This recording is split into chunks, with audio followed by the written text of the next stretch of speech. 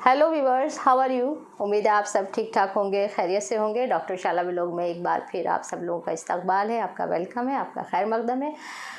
जैसा कि मैंने पहले ही अपने इंट्रोडक्टिव व्लॉग में आप लोगों को बताया था कि जब भी समाज में कोई ऐसा मुद्दा होगा जिस पर मुझे लगेगा कि आप लोगों से बात करना बहुत ज़रूरी है, तो मैं उसे लेकर ज़रूर हाजिर होंगी। ऐसे ही एक मुद्दे को लेकर मैं आपके सामने हाजिर हूँ, क्योंकि इस व्लॉग के ज़रिए हम आज किसी भी मकाम की सैर नहीं करेंगे। मुद्दा यह है कि अभी 2 दिन पहले मेरे एक वकील दोस्त ने आगरा से मेरे पास एक वीडियो भेजा। मैं ये बताना इसलिए ज़रूरी समझती हूँ कि क्योंकि जिस शख्स से जुड़ा हुआ ये वीडियो था, उस शख्स को के बारे में बात करना तो दूर की बात है, मैं कभी उसका फ़ोटो तक देखना पसंद नहीं करती हूँ। आप लोग समझ गए होंगे मेरा इशारा सैयद वसीम रिजवी की तरफ है, क्योंकि सैयद वसीम रिजवी का ये एक वीडियो आजकल बहुत तेज़ी के साथ वायरल हो रहा है।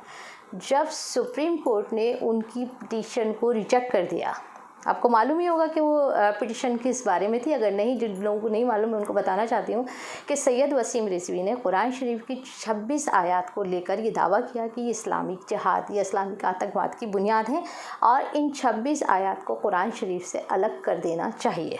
इस पिटीशन को सुप्रीम कोर्ट ने रद्द कर दिया, और ना सिर्फ रद्द किया बल्कि वसीम रिजवी पर तकरीबन 50,000 रुपये का जुर्माना भी लगाया। जब इस शख्स को यहाँ से तसल्ली नहीं हुई तो इसने सुप्रीम कोर्ट के इस ऑर्डर को नज़रअंदाज करते हुए अभी नया वीडियो जारी किया है, जिस वीडियो के ज़रिए वो ये कह रहा है कि उसने पीएम नरेंद्र मोदी को एक ख़त लिखा है और उसके साथ उसने ये तरतीब शुदा कुरान शरीफ का मॉडल उनको भेजा है, और इस रिक्वेस्ट के साथ भेजा है कि वो इस मॉडल को तमाम हिंदुस्तान के मदारिस के अंदर जितने भी तालिबे इल्म हैं उन लोगों को ये पढ़ने के लिए भेजा जाए, और जो पुराना कुरान शरीफ है यानी जो असल शक्ल है उसको वहाँ से हटा दिया जाए। और उसके साथ साथ इस शख्स ने यह भी दावा किया है कि कुरान शरीफ में जो सिपारे थे उनकी तरतीब में भी उसने कुछ रद्दोबदल किया है, कि वो पूरे तरतीब के साथ नहीं थे। और अब जो ये मॉडल है, नाउज़ुबिल्लाह अस्तग़फिरुल्लाह, जो ये कह रहा है कि जो ये इसने मॉडल कुरान शरीफ तरतीब दिया है ये बिल्कुल दुरुस्त है और अपनी सही फॉर्म में है। तो मैं आप लोगों को ये बताना चाहती हूँ कि ये वसीम रिजवी इस तरह के मुद्दे उठाकर पूरी दुनिया के अंदर इसी तरह से हिंदुस्तान में नहीं, पूरी दुनिया में किस तरह, ये भी मैं आपको बता दूंगी। और उसके साथ साथ पहले मैं आपको ये भी बताना चाहती हूँ कि इसने अपने इस नापाक इरादे में, अपनी इस नापाक साजिश के अंदर किस तरह से पीएम नरेंद्र मोदी का नाम लेके उनके हवाले से कि मैंने उन्हें ख़त लिखा है, और उसने ये साबित करने की कोशिश की इतने कॉन्फिडेंस के साथ कि वो इसकी हर बात को जैसे मानते हों। यानी सुप्रीम कोर्ट ने जिस चीज़ को बिल्कुल सख्ती के साथ फ़ाइन लगाकर मना कर दिया, उसके बाद इस शख्स की हिम्मत देखिए कि ये इस वीडियो के ज़रिए ये दावा कर रहा है कि उसने पीएम नरेंद्र मोदी को चिट्ठी लिखी है और ये मॉडल भेजा है, और पूरे यकीन है उसको इस बात का कि इसका ये कारनामा, इसकी जो कारगुजारी है ये ज़रूर कामयाब होगी। तो पहले तो मैं आपको ये बताना चाहती हूँ, अब से तकरीबन 18 या 20 साल पहले जब वीएचपी यानी विश्व हिंदू परिषद की कमान अशोक सिंघल और परवीन तुगड़िया के हाथ में हुआ करती थी, तब उन्होंने ये मुद्दा उठाया था, और ये कुरानी आयत उस वक्त में 24 थी। अब वसीम रिजवी 26 कुरानी आयत का दावा करते हैं।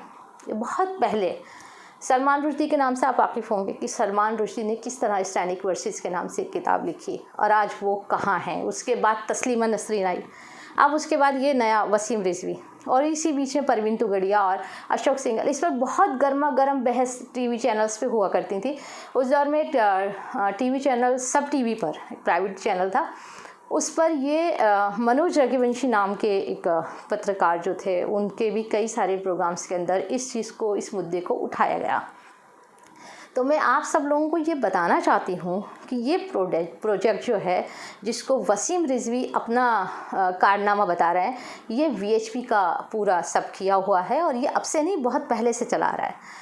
दूसरी बात ये है कि जब सुप्रीम कोर्ट ने इस चीज़ को मना कर दिया, फिर इस शख्स की जुर्रत देखिए कि किस तरह अपने नाम के साथ मोदी जी का नाम जोड़कर वो तमाम दुनिया के अंदर क्या मैसेज देना चाह रहा है। वो ये बताना चाह रहा है कि मेरे इन तमाम नापाक कामों के अंदर, हाँ, मैं जिस तरह से चाहूँ, जिस शख्स को चाहूँ, और सुप्रीम कोर्ट के फैसले को नज़रअंदाज करते हुए मैं किस तरह से इसका अपने कारनामों से पीछे हटने वाला नहीं हूँ। आप लोग ज़रा सोचिए कि हम पूरी दुनिया को अगर ये वीडियो भेजते हैं तो क्या मैसेज उन तक जाता है। वो लोग क्या सोचेंगे कि हिंदुस्तान के मुसलमान और जो दूसरी शख्सियात हैं वो किस तरह से उनके, क्योंकि कुरान शरीफ सिर्फ हिंदुस्तान के लिए नहीं, हिंदुस्तानी मुसलमानों के लिए नहीं, पूरी दुनिया का मुसलमान इसको पढ़ता है। अब जब आप उसके बारे में इस तरह की गुफ्तगू करेंगे तो क्या जो गैर हमारे हिंदुस्तान के बाहर जो गैर मुस्लिम है, जो नौकरी कर रहा है, जो वहाँ काम कर रहा है, क्या उनको वहाँ के लोग मशकूक नज़रों से नहीं देखेंगे? उनकी रोटी रोज़ी का मसला नहीं है। अगर उनको सबको नौकरियों से निकाल देगा और वापस हिंदुस्तान भेज दिया गया तो वसीम रिजवी तुम जैसे लोगों की इस शर की वजह से कितने ख़ानदान, कितने घर बेघर हो जाएंगे, कितने ख़ानदान तुम्हारे इस शर का जो है निशाना बनेंगे। तुम्हें इस चीज़ का अंदाज़ नहीं है, बिल्कुल नहीं है अंदाज़ा। तुम इतने गैर संजीदा बयानात देते हो। कभी तुम हमारे हिंदुस्तान के मदरसों के तालिब इल्मों को निशाना बनाते हो, कभी तुम हमारे जो मजहबी रसूमात हैं उन्हें निशाना बनाते हो, कभी तुम किसी मुद्दे को उठाते हो, कभी तुम किसी मुद्दे को उठाते हो। तुम्हारा कहीं भी जाकर तुम्हें सुकून नहीं मिलता है। अब जब सुप्रीम कोर्ट ने मना कर दिया था उसके बाद भी तुम बार बार इस मुद्दे को गर्म करने के लिए, अपने आप को इस सियासत का हिस्सा बनाए रखने के लिए, यानी आप चर्चा में बने रहें, आप कोई ना कोई ऐसा मुद्दा उठाते रहते हैं। तो वसीम रिजवी साहब, एक तो ये जो आपकी, जिसको आप अपना कारनामा कह रहे हैं, मैं बार बार कहूँगी और अपने अगले वीडियो में इस बात को साबित कर दूंगी कि ये काम आपका नहीं है। ये 24 कुरानी आयत से शुरू हुआ था जो आप तक पहुँचते पहुँचते 26 हो गई। वो किस तरह 26 हुई ये तो जवाब आप ही दोगे, लेकिन मैं इस बात को अपने अगले वीडियो में ज़रूर साबित कर दूंगी कि ये 24 कुरानी आयत थी, क्योंकि इस पर मैंने भी बहुत काम किया और मेरी एक छोटी सी कोशिश थी कि एक बुकलेट भी मेरी इस मजमून के तहत जो थी शाये हुई। और ये अब की नहीं, सन 2001, सन 2002, सन 2003 मुस्तकिल कई एडिशंस में आते रहे। तो वसीम रिजवी को मैं ये मैसेज देना चाहती हूँ, मैं बताना चाहती हूँ कि तुमने हमारी अपनी शरपसंदी की वजह से हमारी मस्जिदों को शहीद होने दिया, हम खामोश रहे। हमारे भाइयों को ज़िबा किया गया, हम खामोश रहे। हमारी माँ बहनों की इज़्ज़त पर जिस तरह से तुम लोगों ने हमला किया, हम खामोश रहे। वसीम रिजवी जैसी जहनीत के लोगों ने, हम खामोश रहे। लेकिन ये मुद्दा जो है कुरान पाक से जुड़ा हुआ है, कलाम पाक जो फरमान इलाही है, हम सबका ईमान है, हम खामोश नहीं रहेंगे। और तुमको जवाब देना बहुत ज़्यादा ज़रूरी हो गया है, क्योंकि तुम समाज का एक ऐसा नासुर हो। अगर वक्त रहते ही तुमको न समझाया जाता तो शायद तुम इस तरह की हरकतें करने के काबिल ना होते। और तुम इजरायली मीडिया के फैलाए हुए प्रोपेगेंडा, इस्लामिक आतंकवाद, तुमने तो बस एक जुमला पकड़ रखा है। इस्लामिक आतंकवाद क्या है ये तो बता दो। तुम नाम निहाद मुसलमान, एक नाम मुस्लिम रखने से मुसलमान नहीं हो जाता इंसान। तुम कभी हमारे मदरसों को निशाना बनाओ, कभी तुम हमको निशाना बनाओ और उम्मीद ये करते हो कि तुम जो कुछ करो हम खामोशी के साथ उसको सर तस्लीम करके, उसको सर खम करके उसको तस्लीम करते रहें, तो ऐसा पॉसिबल नहीं होगा। मैं आपको समझाना चाहती हूँ, मैं आपको बताना चाहती हूँ कि आप अपने इन इक़दामात से बाज आ जाओ, वरना इसके नताइज बहुत ख़तरनाक होंगे। और वो नताइज तुमको नहीं, तुम्हारे इस शर से पूरी दुनिया में हम तमाम हिंदुस्तानियों को भुगतना पड़ेगा।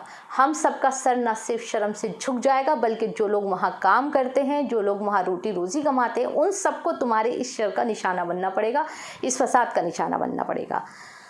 तुम कहते हो इस बात को कि इस्लामिक आतंकवाद, तुम खुद बताओ, इतने तमाम तर इक़दामात करने के बाद भी तुम सुकून के साथ जी रहे हो, सांस ले रहे हो। अगर इस्लाम आतंकवाद का सबक देता, दर्स देता, तो सोचो इतनी बात कहने के लायक होते तुम? नहीं, कभी नहीं, किसी भी सूरत में नहीं हो सकते थे। मैं तुमको बताती हूँ, इस्लाम सलामती का मज़हब है, इस्लाम मसावत का मज़हब है। और ये वो मज़हब है जिसमें अपने और गैर दोनों के हुकूक़ की बाकायदा वजाहत की गई है, बताया गया है। अपने और गैर का मतलब समझ रहे हैं ना आप? जो आपके हम मज़हब हैं और जो गैर मज़हब हैं, सबके हुकूक़ हैं इस मज़हब के अंदर। और आप किस तरह से, किस बुनियाद पे हमारे इस मज़हब के तालिबे इल्मों को तुम निशाना बनाते हो? हाँ, मैं उन तालिबे इल्मों के इज़्ज़त और मर्तबे के बारे में भी एक अलग से वीडियो बनाऊँगी और आपको समझाने की पूरी कोशिश करूँगी। मैं अपने अगले वीडियो में बताऊंगी कि किस तरह से ये 24 कुरानी आयत थी, कौन कौन सी आयत थी।